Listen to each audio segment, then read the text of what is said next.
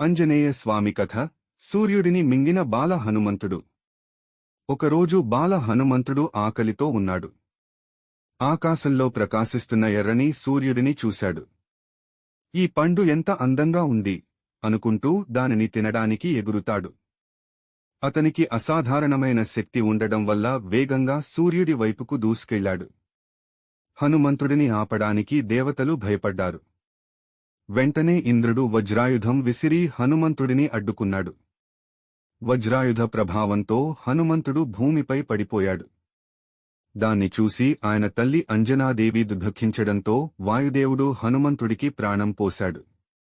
దేవతలు హనుమంతుడికి అనేక వరాలు ఇచ్చారు. బలశాలి, అమరత్వం, జ్ఞానశక్తి, యోగసిద్ధి లాంటి ఆశీర్వాదాలతో హనుమంతుడు మరింత శక్తిమంతుడిగా మారాడు. ఈ కథ హనుమంతుడి అమోఘ శక్తిని, భక్తిని మరియు అజేయత్వాన్ని తెలియజేస్తుంది. జై హనుమాన్.